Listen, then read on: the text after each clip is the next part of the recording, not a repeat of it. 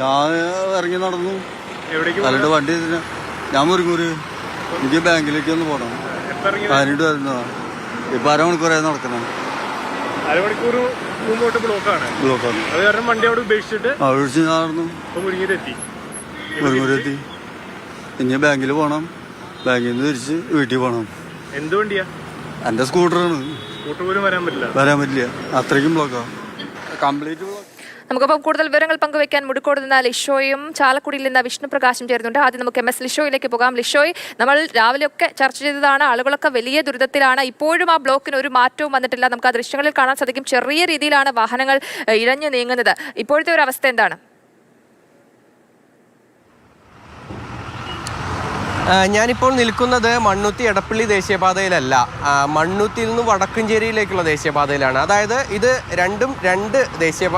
രണ്ട് ടോൾ റോഡുകളാണ്. ഇതിപ്പോൾ മണ്ണുത്തി വടക്കഞ്ചേരി ദേശീയപാതയിലെ കാര്യം നോക്കിയാലും സമാനമായ രീതിയിലാണ്. ഞാൻ മുടിക്കോടാണ് നിൽക്കുന്നത്. ഇവിടെയും ഏകദേശം 3 കിലോമീറ്ററോളം ദൂരത്തിൽ വാഹനങ്ങൾ പതുക്കെ നീങ്ങാനായി മാത്രമേ കഴിയുന്നുള്ളൂ. അതിൻ്റെ ഒരു കാരണം എന്ന് പറയുന്നത് ഈ ഭാഗത്ത് നമുക്ക് കാണാൻ സാധിക്കും, വളരെ വലിയ കുഴികളും അതുപോലെ തന്നെ വളരെ മോശം റോഡുമാണ്. ഈ വളരെ മോശം റോഡ് ഉള്ളതിനാൽ തന്നെ ഇതിലൂടെ മുൻപുള്ള വാഹനങ്ങൾക്കൊന്നും തന്നെ മുന്നോട്ട് പോകാൻ സാധിക്കുന്നില്ല. വാഹനങ്ങളിലുള്ളവരൊക്കെ അവരുടെ രോഷം പ്രകടിപ്പിച്ചുകൊണ്ടാണ് പോകുന്നത്. അതായത് ഈ മേഖലയിൽ ആകെ തന്നെ എല്ലാ ദിവസവും ഗതാഗതക്കുരുക്കാണ്. ഇന്നിപ്പോൾ നമ്മൾ രാവിലെയൊക്കെ ചർച്ച ചെയ്തത് മണ്ണുത്തി എടപ്പള്ളി ദേശീയപാതയിലെ കാര്യമാണ്. അതേസമയം തന്നെ ഇവിടെയും ബ്ലോക്ക് ഉണ്ടായിരുന്നു എന്നുള്ളതാണ്. ഈ മണ്ണുത്തിയിൽ നിന്ന് ഈ വടക്കുംചേരി വരെയുള്ള ഭാഗത്ത് ഇവിടെയും പല സ്ഥലങ്ങളിലായി 3 സ്ഥലങ്ങളിലായി ഈ ദേശീയപാതയിൽ ഈ അടിപ്പാത, മേൽപ്പാലം നിർമ്മാണങ്ങളൊക്കെ തന്നെ നടക്കുന്നുണ്ട്. ആ സ്ഥലങ്ങളിലൊക്കെ തന്നെ ഇത് തന്നെയാണ് സ്ഥിതി. ഇതിപ്പോൾ മുടിക്കോട് മുതൽ ഏകദേശം ചുവന്നമണ്ണ് വരെയൊക്കെ ഇന്ന് രാവിലെ ബ്ലോക്ക് ഉണ്ടായിരുന്നു. ഇന്നിപ്പോൾ ഉച്ചയോടുകൂടി ആയപ്പോഴാണ് ഈ ബ്ലോക്കിന് അല്പം ഒരു കുറവ് വന്നത്. അതിനു മുൻപൊക്കെ തന്നെ വലിയ ബ്ലോക്കാണ് ഈ മേഖലയിലൊക്കെ തന്നെ അനുഭവപ്പെട്ടുകൊണ്ടിരിക്കുന്നത്. ഇവിടുത്തെ കുറേ നാളുകളായി ആളുകളൊക്കെ തന്നെ പരാതിപ്പെടുന്ന ഒരു കാര്യമാണ് ഈ റോഡുകളുടെ ശോചനീയാവസ്ഥ. ഈ നിർമ്മാണം നടക്കുന്നത് നമുക്ക് കാണാൻ സാധിക്കും. ഇവിടെ തൊട്ടടുത്ത് മേൽപ്പാലത്തിൻ്റെ നിർമ്മാണം നടക്കുന്നുണ്ട്. ആ ഒരു സമയത്ത് വാഹനങ്ങളൊക്കെ പോകുന്നത് സർവീസ് റോഡിലൂടെയാണ്. അപ്പോൾ ആ പോകുന്ന സർവീസ് റോഡിൻ്റെ അവസ്ഥ നോക്കൂ. ഇങ്ങനെയാണ് ഇവിടുത്തെ ഈ സർവീസ് റോഡിൻ്റെ അവസ്ഥ. വലിയ വാഹനങ്ങൾക്ക് പോലും വളരെ പതുക്കെ മാത്രമേ ഇതിലൂടെ പോകാൻ സാധിക്കുകയുള്ളൂ. കാൽനടയായി പോലും ആളുകൾക്ക് നടക്കാനായി സാധിക്കില്ല എന്നുള്ളതാണ്. അപ്പോൾ ഈ വാഹനങ്ങളൊക്കെ തന്നെ ആറുവരിപ്പാതയിലൂടെ വന്ന് പെട്ടെന്ന് ഈ ഒരു മേൽപ്പാലം പണി നടക്കുന്ന ഒരു ഇടത്തേക്ക് എത്തുമ്പോൾ വളരെ പതുക്കെയാകുന്നു. ഏകദേശം 90 കിലോമീറ്റർ സ്പീഡിലൊക്കെ ഈ ഹൈവേയിലൂടെ പോകാം. അപ്പോൾ അത്രത്തോളം സ്പീഡിലൊക്കെ വരുന്ന വാഹനങ്ങൾ പിന്നീട് ഇവിടെ എത്തുമ്പോൾ ഏകദേശം 5 കിലോമീറ്റർ സ്പീഡിലും 10 കിലോമീറ്റർ സ്പീഡിലും ഒക്കെയാണ് യാത്ര ചെയ്യേണ്ടി വരുന്നത്. അങ്ങനെയുള്ള അവസ്ഥ ചേട്ടാ എങ്ങനെയുണ്ട് റോഡിന്റെ ഒരു അവസ്ഥ? ഭയങ്കര ബ്ലോക്ക്. എവിടെ തൊട്ട് ബ്ലോക്ക്? പട്ടിക്കാട് ബ്ലോക്ക് തന്നെ ഉണ്ട്. ബ്ലോക്ക് തന്നെയായിരുന്നു അല്ലേ? 2-3 കിലോമീറ്റർ ബ്ലോക്ക് തന്നെയായിരുന്നു. രാവിലെയൊക്കെ നല്ല ബ്ലോക്ക് ആയിരുന്നു. ചേപ്പത്തിരി കുറഞ്ഞാണ്. ഇപ്പൊ മഴയില്ലാത്ത കാലത്തിൽ കുറഞ്ഞു. സ്ഥിരം പോകാറുണ്ട് ഈ വഴിക്ക്? ഇടയ്ക്ക് പോകാറുണ്ട്. പട്ടിക്കാട്ടിന്റെ ബാക്കിലും നല്ല ബ്ലോക്ക് തന്നെയാണ്. പട്ടിക്കാട്ടിന്റെ ബാക്കിലേ നല്ല ബ്ലോക്ക് തന്നെയായിരുന്നു. ഇപ്പോഴാണ് കുറച്ചുകൂടി സമാനമായിട്ട്. അതെ, പട്ടിക്കാടിന് മുൻപും വലിയ ബ്ലോക്ക് ആയിരുന്നു. അപ്പോൾ അതുപോലെ തന്നെ ഇവിടെ ഈ ബസ്സുകളുടെ ഒക്കെ സ്ഥിതി നോക്കുകയാണെങ്കിൽ അവരൊക്കെ തന്നെ സമയം തെറ്റി ഓടുന്നു. അതിനോടൊപ്പം തന്നെ ബൈക്ക് യാത്രക്കാർക്കും കാറിനും ഒന്നും തന്നെ പോകാൻ പറ്റാത്ത അവസ്ഥയാണ്. നമുക്ക് ഈ റോഡ് കണ്ടാൽ തന്നെ മനസ്സിലാകും എന്തുകൊണ്ടാണ് ഇവിടെ റോഡ് കാണുമ്പോൾ തന്നെ മനസ്സിലാകുന്നുണ്ട് ഈ വാഹനങ്ങൾക്ക് പോകാൻ പറ്റുന്നില്ല. അപ്പോൾ ഞാൻ ആലോചിക്കായിരുന്നു, ഒരു ആംബുലൻസ് ഒക്കെ വന്നാലത്തെ സ്ഥിതി എന്താണ്? നമ്മൾ രാവിലെ കണ്ടതാണ് കരുവന്നൂരിൽ ഇന്നലെ ആംബുലൻസ് കുടുങ്ങിയത്. അപ്പോൾ ആളുകളൊക്കെ തന്നെ ലിഷോയി അവിടെ നിൽക്കുമ്പോൾ തന്നെ വാഹനങ്ങളിൽ ഇരുന്ന് ആംഗ്യം കാണിക്കുന്നുണ്ട്. എന്തൊരു അവസ്ഥയാണ്, ഗതികേടാണ് എന്ന് പറഞ്ഞുകൊണ്ട്. തീർച്ചയായും ഇപ്പോൾ പാലിയക്കര റോഡിലെ കാര്യം നോക്കുകയാണെങ്കിൽ, അതായത് മണ്ണുത്തി എടപ്പള്ളി ദേശീയപാതയുടെ കാര്യം നോക്കുകയാണെങ്കിൽ ആ റോഡിൽ ഇപ്പോൾ ടോൾ ഒഴിവാക്കിയിട്ടുണ്ട്.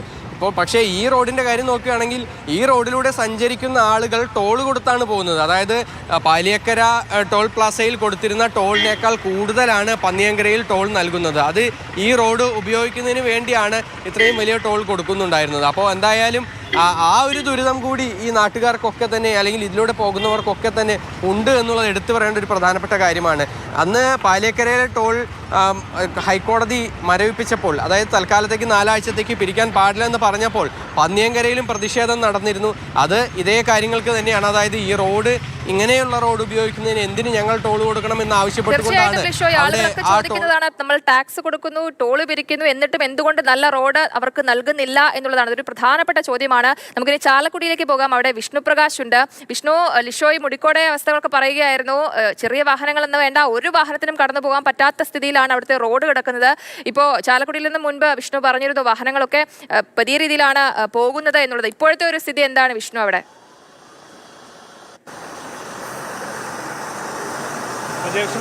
നിലവിൽ ചാലക്കുടിയിൽ ഇപ്പോൾ ബ്ലോക്കിന് അല്പം അയവ് വന്നിട്ടുണ്ട്. നേരത്തെ കണ്ട ഒരു കാഴ്ചയിൽ നിന്ന് വിഭിന്നമായി ഇപ്പോൾ നമുക്ക് സ്ക്രീനിൽ കാണാമെന്ന് പ്രതീക്ഷിക്കുന്നു. എനിക്ക് പിന്നിൽ ഇപ്പോൾ റോഡ് തെളിഞ്ഞ ഒരു നിലയിലാണുള്ളത്. വാഹനങ്ങൾക്ക് പോകാൻ വലിയ ബുദ്ധിമുട്ടുകളില്ല. ഇനിയിപ്പോൾ പ്രധാനപ്പെട്ട പ്രശ്നം, ചാലക്കുടി കഴിഞ്ഞു വരുന്ന വാഹനം നേരെ ചെല്ലുന്നത് മുരിങ്ങൂർക്കാണ്. ഈ മുരിങ്ങൂർ ജംഗ്ഷനിൽ അവിടെ റോഡ്, ഈ കടന്നു പോകുന്ന വാഹനങ്ങൾ കടന്നു പോകുന്ന റോഡിന്റെ അവസ്ഥ വളരെ ശോചനീയമാണ്. വലിയ രീതിയിലുള്ള കുഴികളുണ്ട്. അപ്പോൾ അതുമൂലമുള്ള ബ്ലോക്കാണ് ഇനിയുള്ളത്. ഇപ്പോൾ അല്പം മുൻപ് ചാലക്കുടി ഡിവൈഎസ്പി നമ്മളോട് സംസാരിച്ചിരുന്നു. അപ്പോൾ അദ്ദേഹം പറഞ്ഞത് ഇപ്പോൾ കൊടകര മുതലുള്ള ബ്ലോക്കിന് ഒരു വിധത്തിൽ പരിഹാരമായിട്ടുണ്ട്. കൊടകരയിൽ നിന്നുള്ള വാഹനം മാള വഴി, ഇരിങ്ങാലക്കുട മാള അതുവഴി കടത്തി എറണാകുളത്തോട്ട് പോകുന്ന വാഹനങ്ങൾ അതുവഴി ചെങ്ങമനാട് ചാടി അങ്ങനെ എയർപോർട്ട് വഴി ആ പോകുന്ന ഒരു രീതിയിലാണ് ഇപ്പോൾ ക്രമീകരിച്ചിട്ടുള്ളത്. അതിനുശേഷം ബ്ലോക്കിന് ചെറിയ അയവ് വന്നിട്ടുണ്ട്. ഇപ്പോൾ നമുക്ക് ദൃശ്യങ്ങളിലും അത് കാണാൻ സാധിക്കും.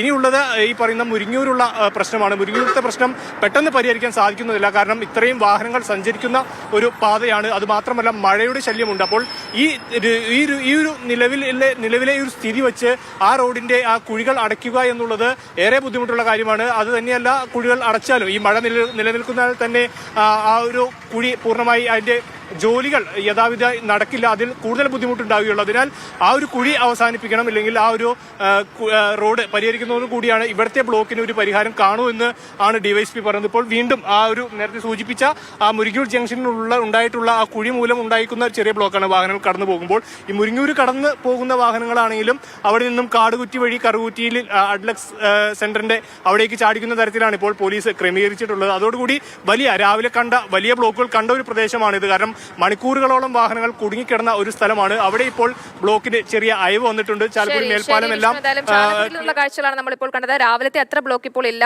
ചെറിയൊരു ആശ്വാസം വന്നിട്ടുണ്ട് എന്നുള്ളതാണ് വിഷ്ണു പറയുന്നത്. മുടിക്കോടെ കാര്യങ്ങളാണ് ലിഷോയ് പറഞ്ഞിരുന്നത്. എന്തായാലും വലിയ ദുരിതത്തിലാണ് ജനങ്ങൾ എന്നുള്ളതിൽ തർക്കമൊന്നുമില്ല. ടോള് കൊടുക്കുന്നു, അതേപോലെ ടാക്സ് അടയ്ക്കുന്നു. എന്നിട്ടും ജനങ്ങളുടെ അവസ്ഥ പഴയത് തന്നെയാണ്. ആരോട് പറയും, എങ്ങനെ പരാതിപ്പെടും എന്നുള്ളതാണ് അവർ ചോദിക്കുന്നത്. ലിഷോയും വിഷ്ണു പ്രകാശുമായിരുന്നു നമുക്കൊപ്പം ഉണ്ടായിരുന്നത്.